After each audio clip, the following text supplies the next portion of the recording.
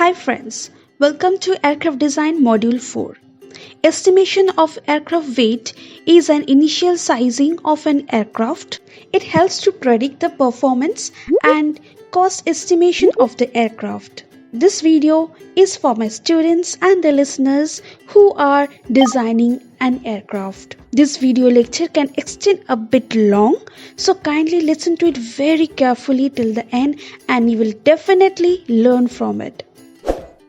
In my last lecture, you have learned how to do initial sizing and obtain the optimized parameter to proceed with the weight estimation, which requires to calculate the performance of the flight and to assess the design. A good weight estimation saves the weight to reduce the takeoff weight and leads to an increase in aircraft performance. To begin with weight estimation, you need to know few types of weight of the aircraft and few nomenclatures like gross takeoff weight, crew weight, payload weight, empty weight and fuel weight. Now most of the people get confused with gross takeoff weight and maximum takeoff weight. So let me tell you, gross takeoff weight of an aircraft is the complete or the total weight of the aircraft, whereas the takeoff weight is the weight of the aircraft during the takeoff point of time, right? Good. Now, design a gross takeoff weight can be broken into few forms: crew weight, payload weight, empty weight, and the fuel weight. So mathematically, it can be expressed as WT0 equals to crew weight, payload weight, empty weight and the fuel weight. Now, what is crew? In an aircraft, crew members, they are considered as the pilot, co-pilot, flight engineers, flight attendants or cabin crew. In case of fighter aircraft, there are only pilots and flight engineers depending on the type of aircraft. But in case of passenger aircraft, you are having pilot, co-pilot, but in addition you must have a cabin crew members. Okay, so in your design for any passenger aircraft, you need to follow FAR, crew passenger regulation. If you don't know about cabin crew, let me tell you, they are the air crew members who take care about the safety, comfort of all the welfares of the passenger. So, suppose if you are designing an aircraft for 400 seaters, then the number of crew members should be 10. As you can see from this table. So, on average, taking 91 kg per person, so crew weight becomes 2 is the one pilot and co-pilot, 10 is the cabin crew members, so become 12 into 91, then your gross or then your crew weight becomes 1092 kg.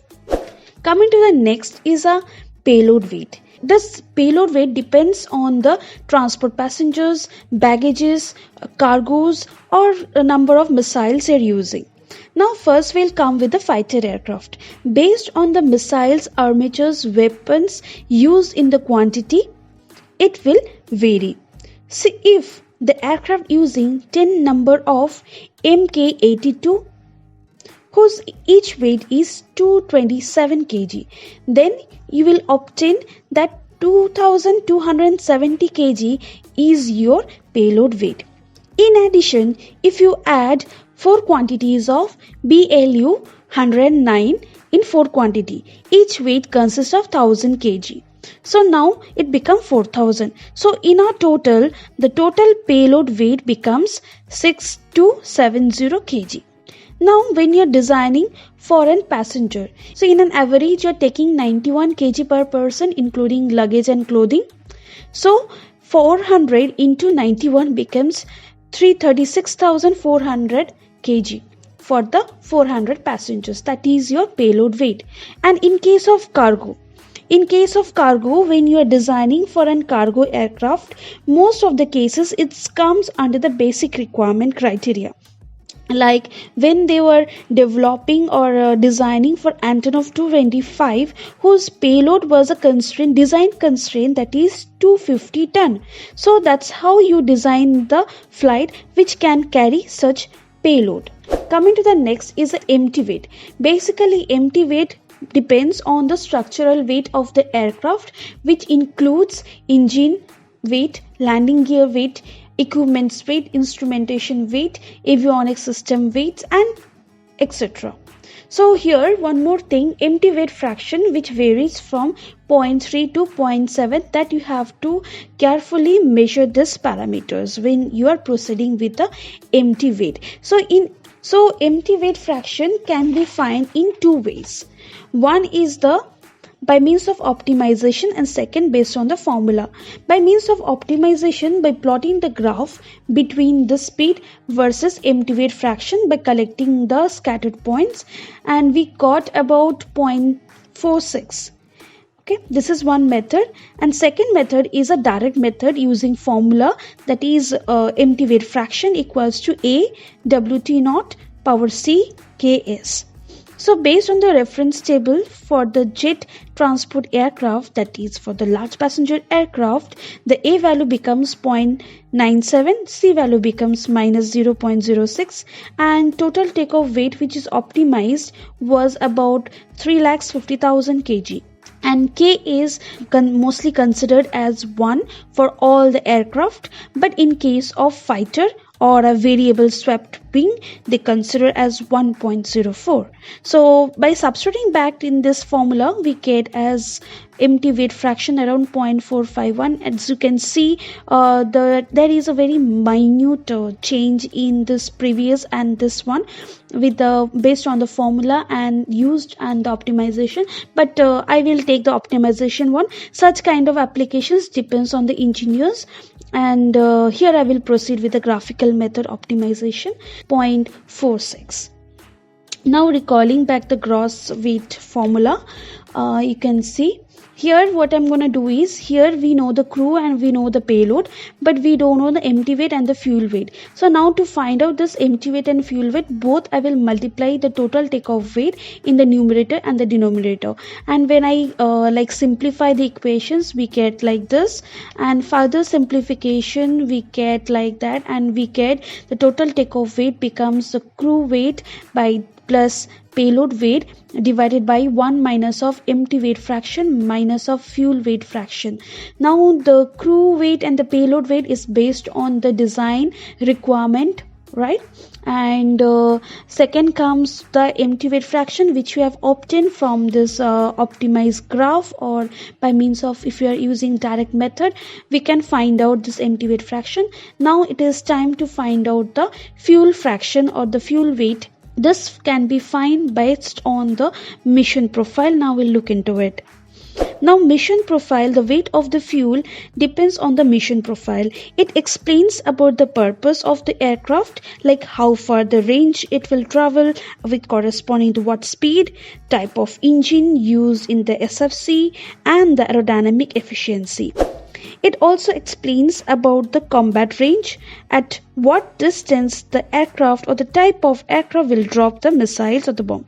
So accordingly, it has classified into 4 forms: simple cruise, air superiority, low level strike, and strategical bomber. As you can see in your screen, each mission have its phases like engine warm-up, taxiing, takeoff, climb, cruise, loiter, descent, and land. So most of the passengers aircraft, cargo aircraft, home-built aircraft follow the simple cruise. But in case of fighter, taking an example of Sukhoi 35, one of the air superiority fighter aircraft which undergoes cruise twice, once before and after the accomplishment of the striking the target at an altitude of more than 1000 feet. Whereas the same mission achieved at low level strike by between 100 to 50 feet, it is called as a low level strike. One more special category in the mission profile is a strategical bomber, like Northrop bomber B2, which have a potential to refuel during the mission, strike the target and reach back to the destination.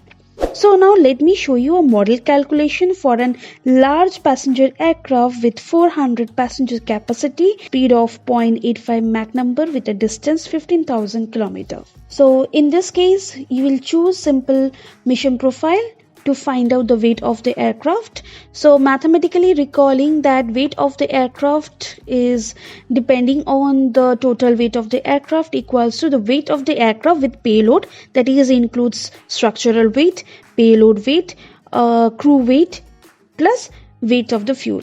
Now keep that in mind when the passenger aircraft is following from the takeoff to the landing point, this weight of the aircraft with the payload remains constant, but the weight of the fuel get consumed.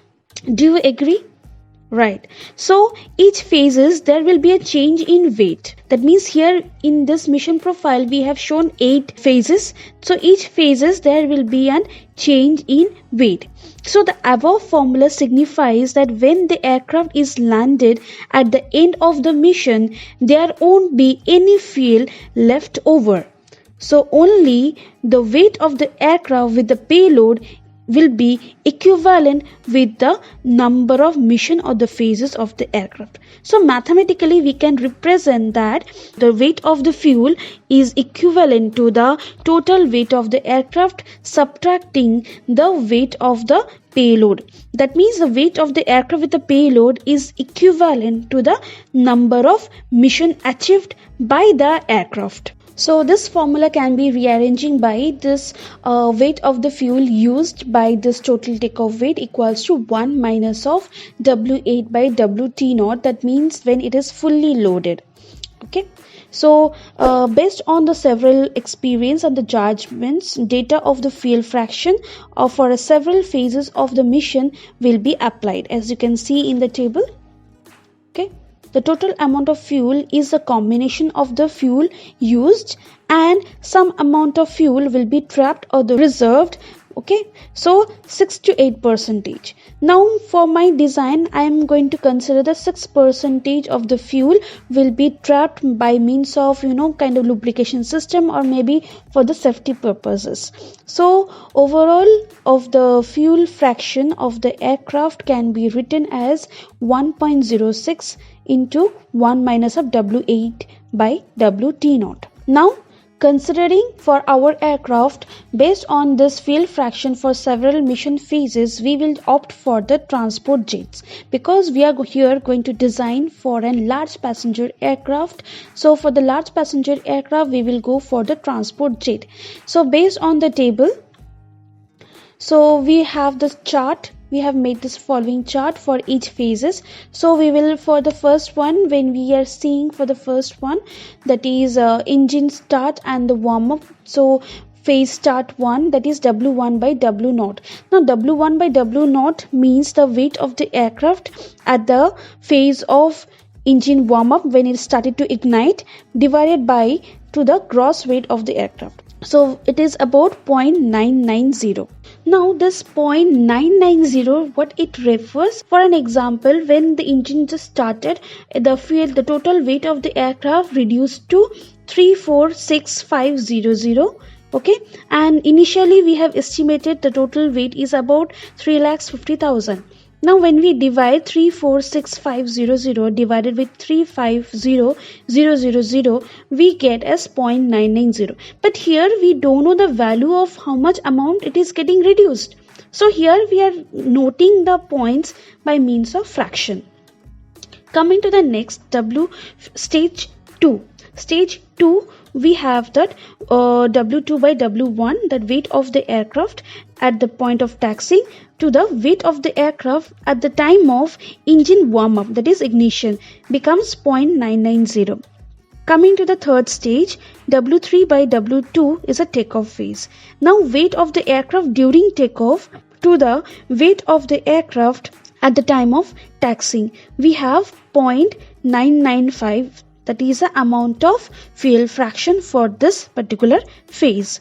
Now weight W5 by W4, that is a cruise, and W6 by W5 is a loiter which is not given in the table. Now we will see W7 by W6.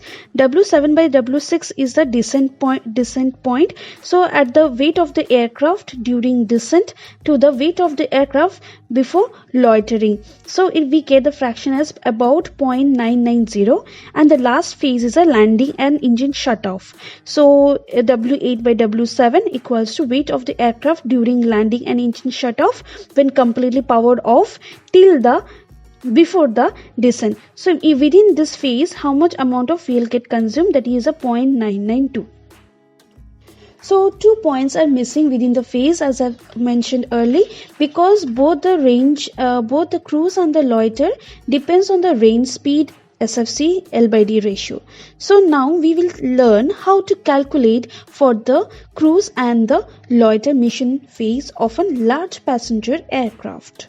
Now recalling the Brockett equation, range equation based on FAR part 25, W5 by W4 equals to exponential minus range into SFC by the maximum velocity by the lift to drag ratio.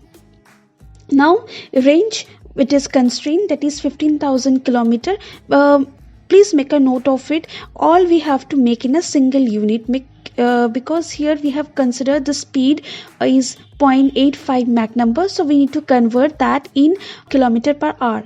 So our speed is 1044 kilometer per hour, and lift to drag ratio we have already achieved from this optimization from my last video. And make sure you follow this conceptual L by D estimation table for a jet engine and the propelled engine for cruise as well as for the loiter. So when you are considering for the cruise, you have to multiply the L by D which you have obtained, that is 19.25 multiplied with 0.86 for the cruise, and when you're finding for the loiter you have to multiply 1.